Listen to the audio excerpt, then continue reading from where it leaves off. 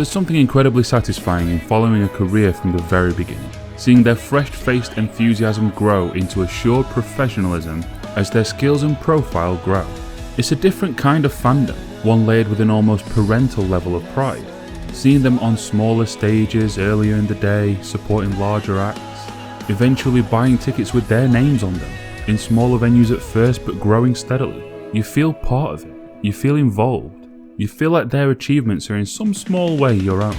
This is my really long-winded way of saying that this video will most likely be incredibly biased. I'm Rustin Charmaine and this is Exploring the Concept.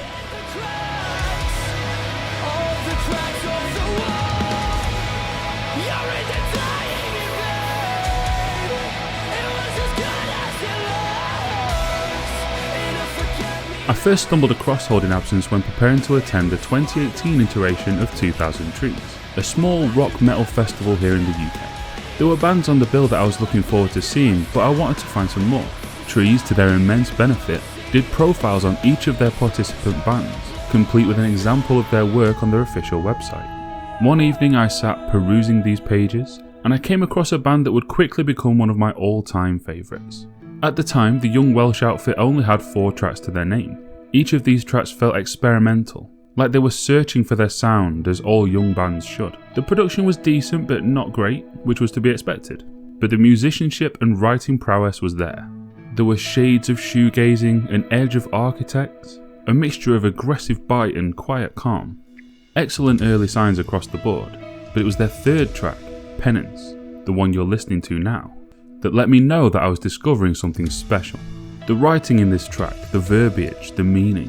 When finally 2000 Trees came about, the set closed with Penance, and I had a very real emotional moment whilst witnessing it. As someone who has struggled with depression and self-esteem since, well, forever, this song still does mean an incredible amount to me.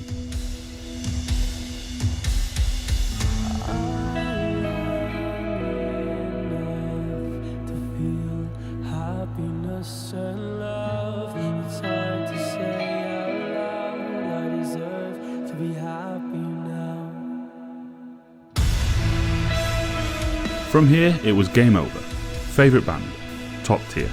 I joined the Facebook fan group, something I'd never done before and have only repeated once since. Love you too, either Map Maker. Anyway, 3.5 years and 2 excellent albums later, here we are. The greatest mistake of my life. A vague concept album from the minds of one of my favourite young bands, and from the pen of one of my top-tipped young lyricists and vocalists. The thoughts I'm about to share on these songs are my own and are not influenced by anything the band themselves may have stated or intended. Disclaimer out of the way, let's hit that opening track.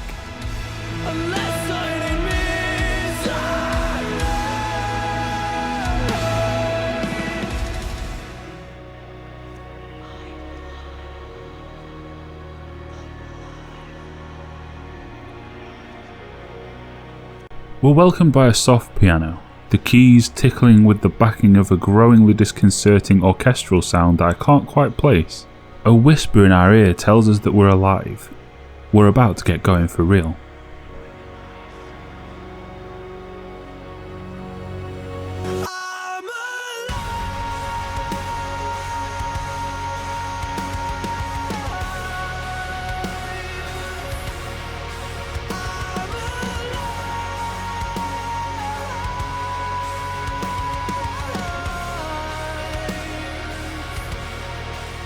This song has made me jump several times by coming on in my shuffle after a quieter number. Once whilst I was driving, very dangerous.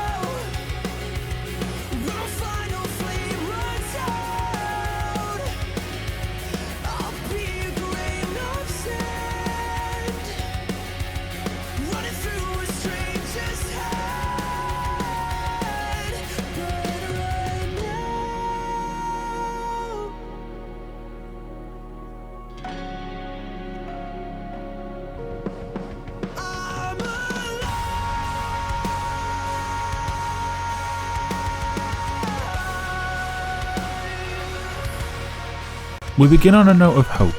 After the opening decree of ongoing life, we directly address the darkness that has oppressed us for the past however long, stating with confidence that we've emerged on the other side, very much alive and ready to embrace happiness once again.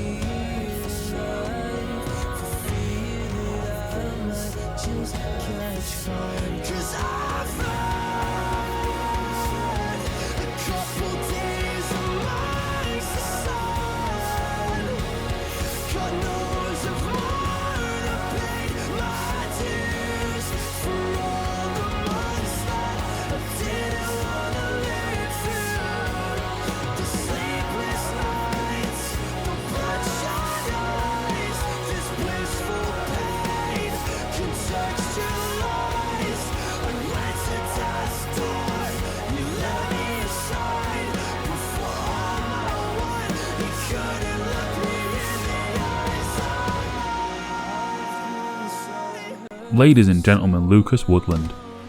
This depiction of flirting with suicide only to find yourself too brave to carry it through, returning with a defiant cry. It hits so hard for me.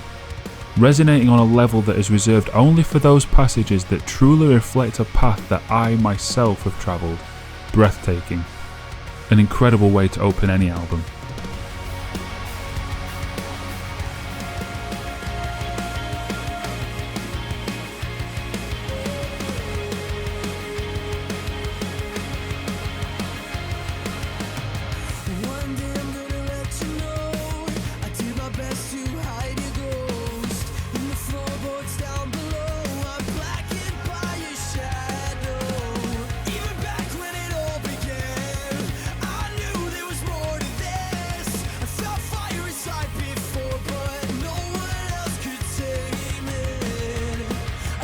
The one that got away, the vacuum that is left inside when fire dies. Love feels incredibly special from within, from without its absence can feel desolate. There is nobody else, there is nothing else. This loss is the worst I will ever suffer.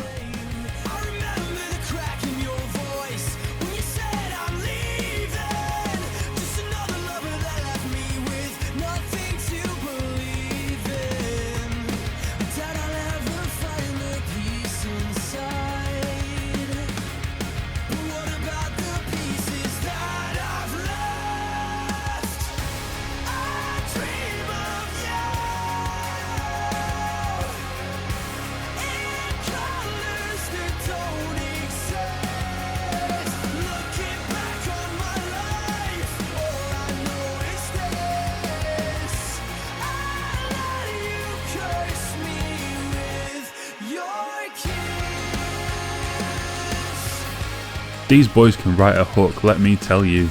This is far from the last earworm chorus we're going to be experiencing on our journey through this record. The use of the term another lover reflects some blame back onto the protagonist, perhaps acknowledging that he himself has become too invested too easily, and too dependent on the love he receives for maintaining his own self-esteem. That might be me projecting though. Dreaming in colours that don't exist, being cursed with a kiss, the imagery in Holding Absence is phenomenal, truly.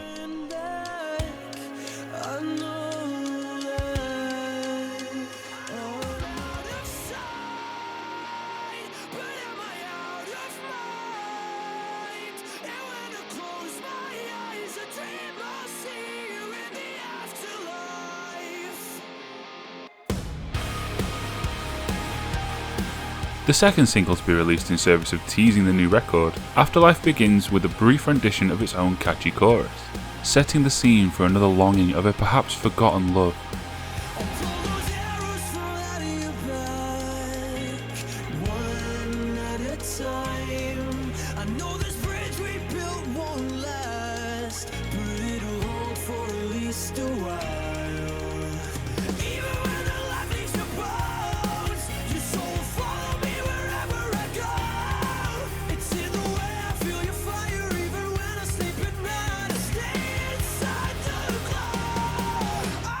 The chorus follows this and confuses me a touch. The mixed messages that carry a verse and chorus of a love everlasting but seemingly one-sided. The caring, the affection, the acknowledgement of fragility, the apparent loss. This appears to be the story of a love that often spends time spread over a great distance, a common theme for a touring band. But the presence of Afterlife being the wish makes it feel more permanent to me, like a declaration of undying love for one who has long since left you behind.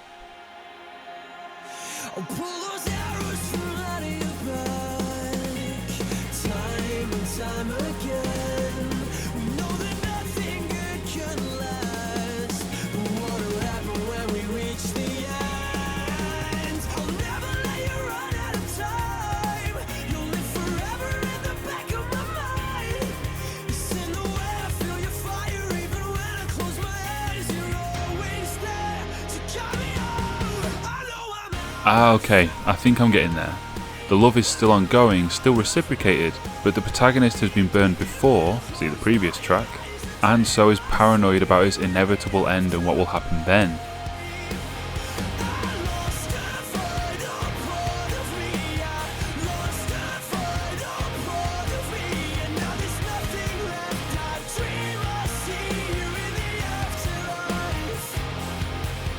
The darkness in his mind won't just let him enjoy it, he has to think about the end always.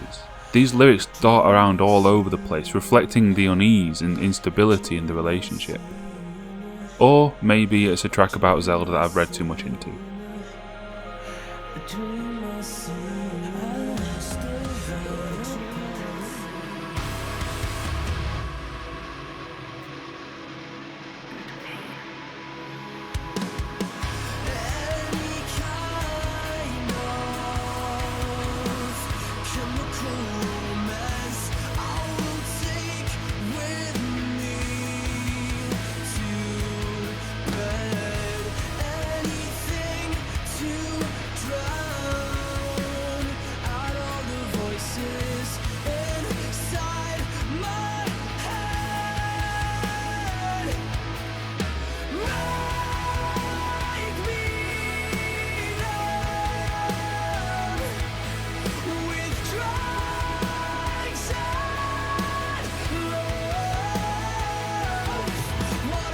Opening with a shout out to my previous video, cheers boys.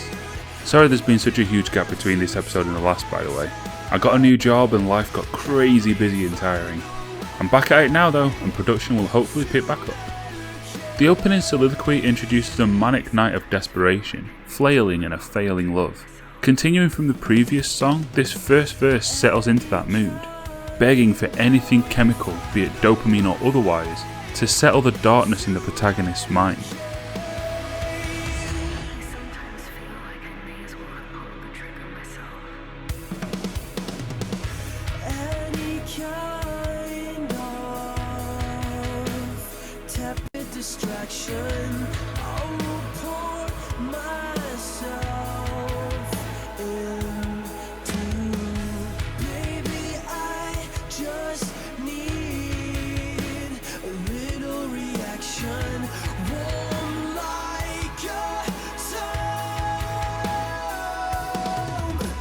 The imagery in spoken word and Lucas's customary power wailing seem to clash, as if one is an echo from the future and the other an ignorant present. She knows the end that he is hurtling towards, one brought about by misusing sex and hard drugs to patch the holes in his life. She is aware that she shouldn't have indulged him, but it's too late to change anything now.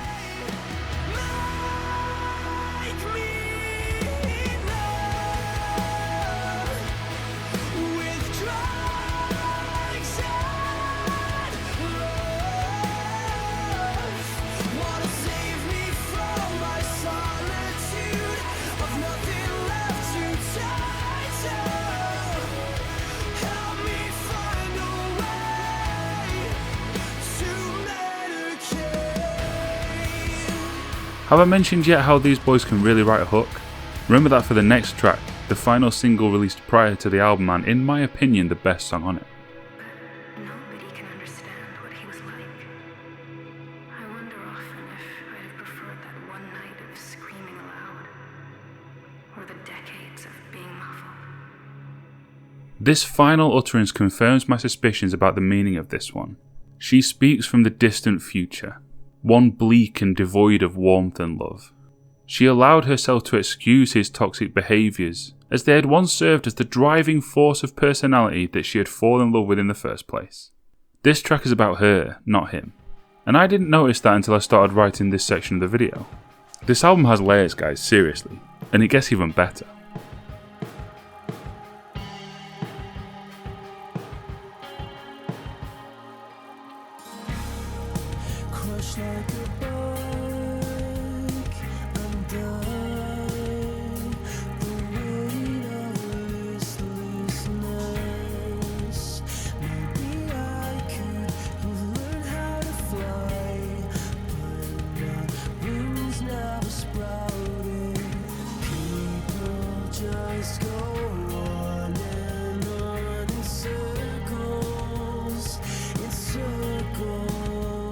There's a reasonable chance that this song resonates with me more than most is because it mirrors feelings that I've spent much of the last few years of my life within. I've discussed my illnesses, physical and mental, at length in most of my videos, so I'll refrain from doing so again here. But these opening lines speak to me on a level that many Holding Absence songs do actually. They're my boys for a reason. This video is so blatantly biased. But the other reason that this song works is that it has two, arguably three, killer hooks. Shall we listen to the first one?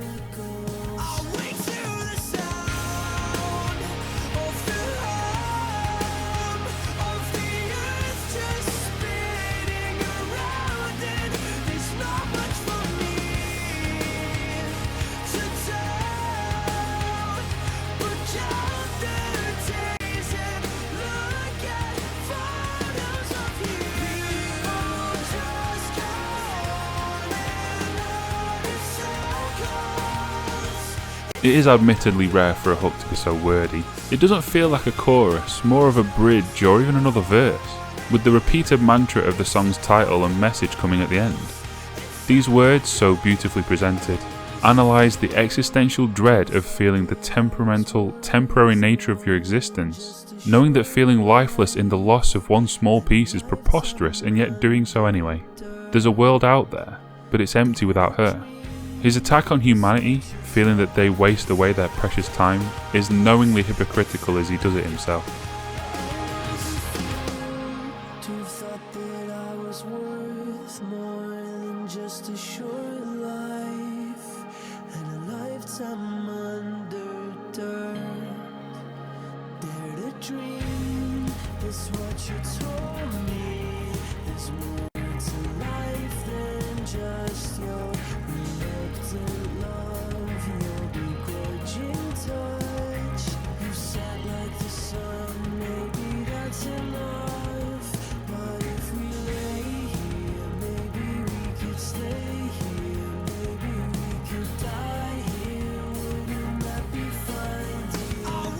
The complexity of the emotion I get from this, hopeful yet aimless.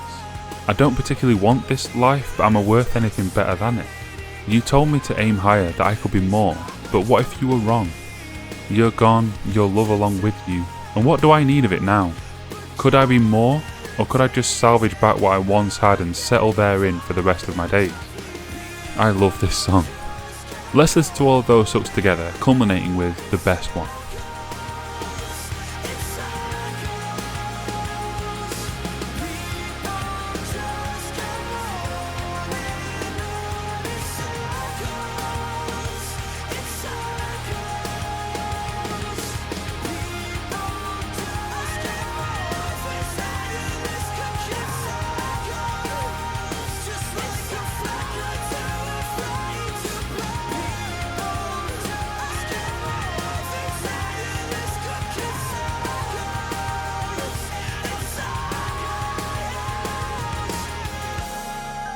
I spoke about penance in the introduction.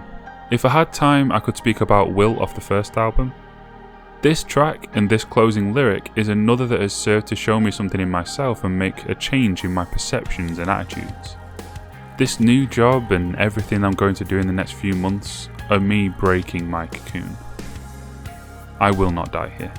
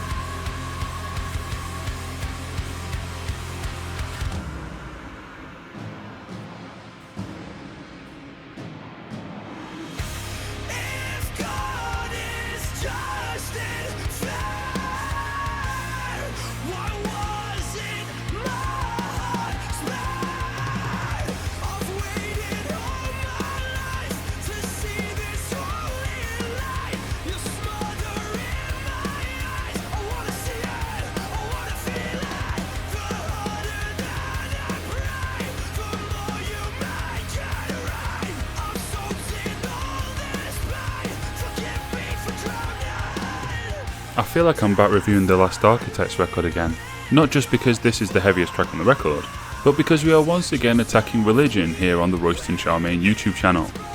This feels different though, not an outsider criticising, but someone within resentful at the lack of divine intervention in their suffering. I have to say, in the interest of fairness, this track does nothing for me lyrically. Sorry. But the complaining at God for not saving you from sadness doesn't really resonate with me. And I'm still a little burned out from covering the subject ad nauseum in previous videos. Musically though, this song slaps.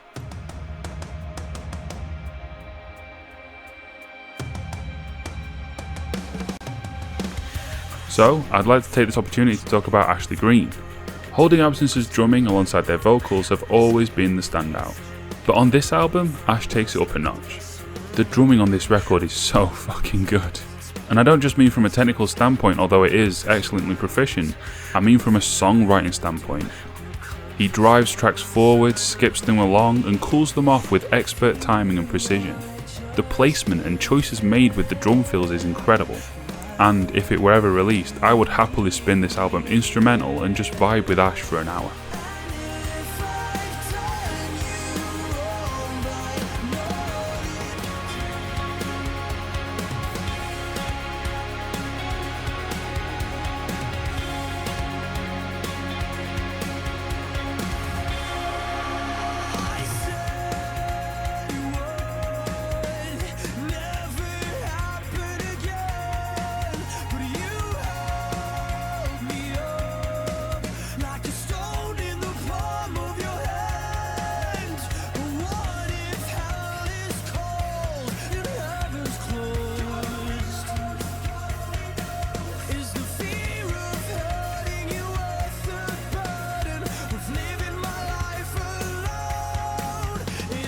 Oh no, another God song. Guess I'll have to skip this one too.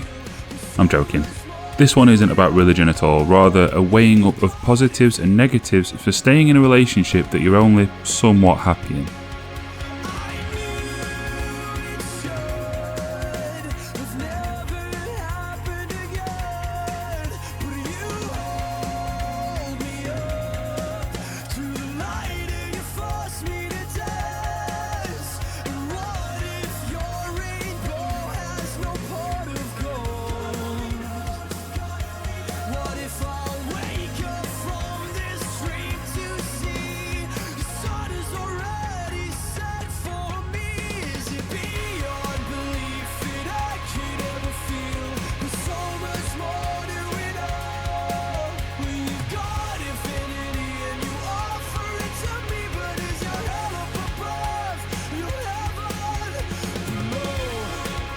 You keep returning to that well, that comfortable love that you know and can trust. But is there better out there? Is it worth the chance to find out? If you're unwilling to risk what you've got for a chance at something better, are you deserving of anything better than what you've got? What if I've left it too long? What if there's no grass greener and I burn my bridge back to my home pasture? Another excellently written and vocalised story of uncertainty from Lucas and the boys. This is their forte. What they do better than almost anyone I've had the pleasure of dissecting.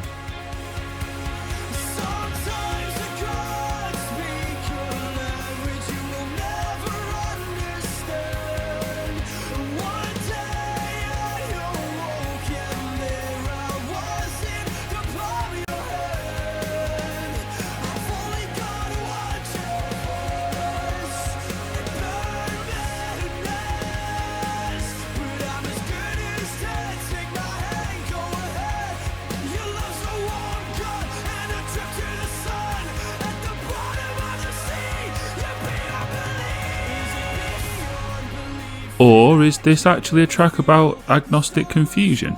The dilemma of whether to sever oneself from religion at fear of spending eternity being punished for doing so, but on the other hand, potentially wasting one's time here on Earth in fear of said punishment. I'm really not sure, you know. It works as either, but I'm going to stick with the relationship angle, for the sake of the concept. The way he commits himself to the union with, "I'm as good as dead, take my hand, go ahead," tells the listener that it's not going to end particularly well. Lifetime commitments made with a shrug rarely last, something explored in the next song.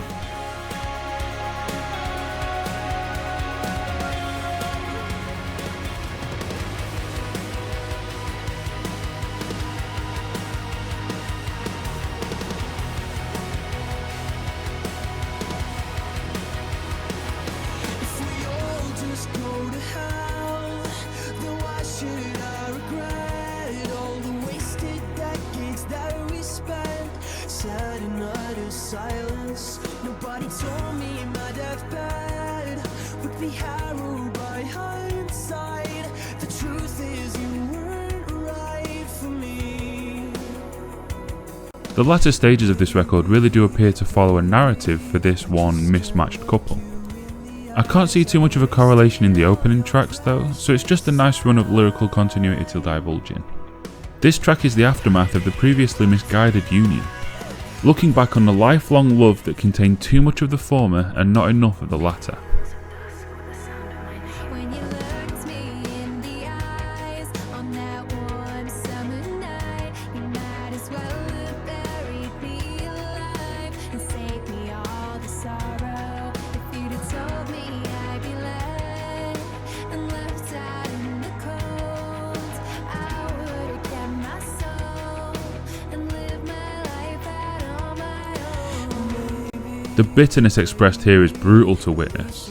In a similar vein to an excellent track by Lord Huron called The Night We Met, the dueling protagonists beg one another to take a trip backwards in time and never become a couple. When I first spun this record the day it came out, I pulled back a little from Caitlin's vocals. Next to her brothers, they feel quite flat, but on repeated listens and with a studying ear, her vocals are perfectly good. It's more that Lucas goes so extra that she feels buried by his extravagance. That does play into the song as well, where he is animated in his anger. She's in more of a fugue state, emotionally detached and tired beyond her means. This duet works, and the story it caps is one well worth experiencing.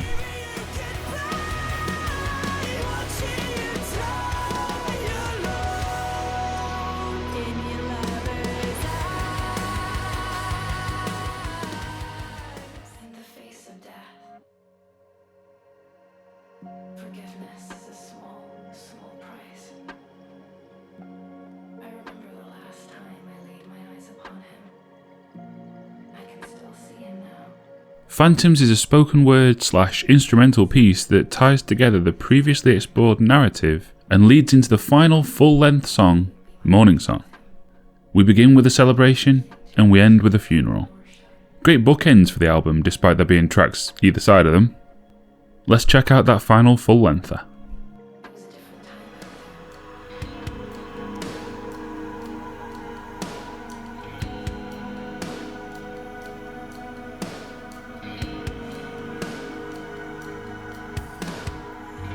I was thinking of leaving with the world placed firmly at my feet. Nothing left to gain, nothing left to give you.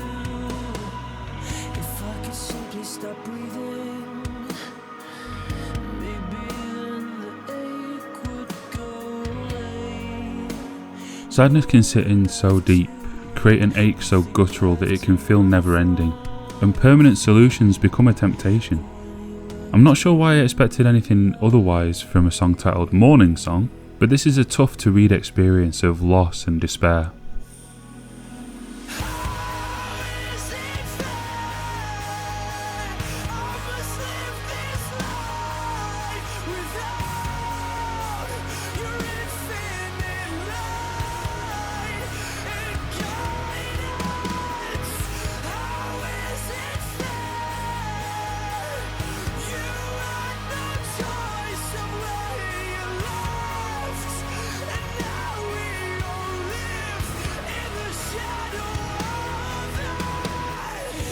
Nitpick Man is here, hello! The first two lines should really swap around so that the shadow line makes more sense. Okay, goodbye Nitpick Man, good riddance. Anyway, this chorus line would appear to indicate that the titular mourner has lost a parental figure and is now searching desperately for a way to live their life in their absence.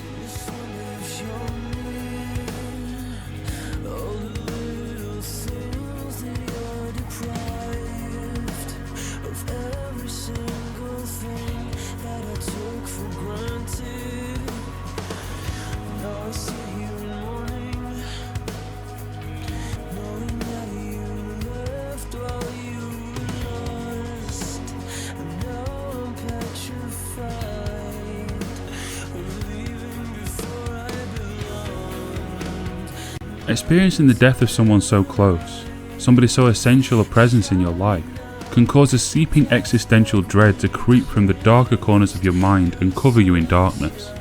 No details here, but I lost a friend when I was 16, and I took days, maybe weeks, to fully accept that it had actually happened. He hadn't been ill, he was at my house dicking around on my PC with me a few days prior. I didn't get it. And even once I had no idea how to contextualise it within my worldview, that I too one day might just cease to be with no word of warning.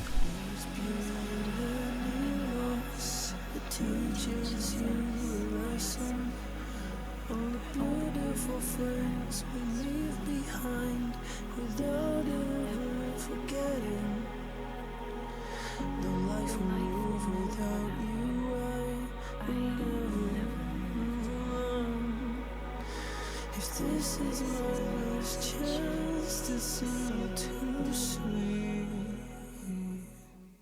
Holding absence have such a wonderful knack of being able to tap into the real emotion of a situation. Very rarely do they ever stray into melodrama, and so their expressions in situations feel real and genuine. This song, as you can see from the name, is one of sorrow, but it isn't without a sense of hope, and an acknowledgement that life continuing on beyond your current sorrow.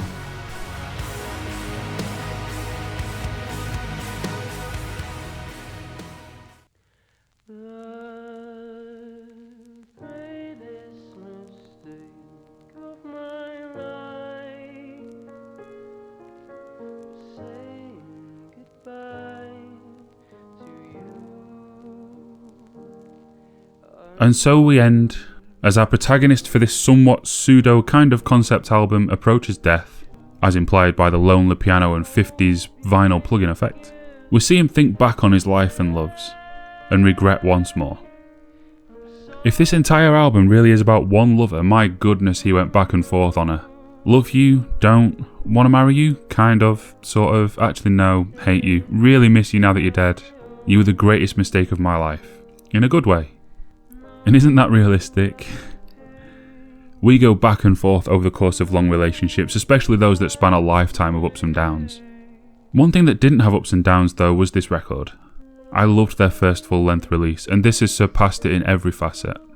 The storyline was loose but engaging and interesting. The lyrics were expertly woven and intriguing, and the musicianship and songwriting was top tier. I hope you've enjoyed this one as much as I did. I have loved going through this one.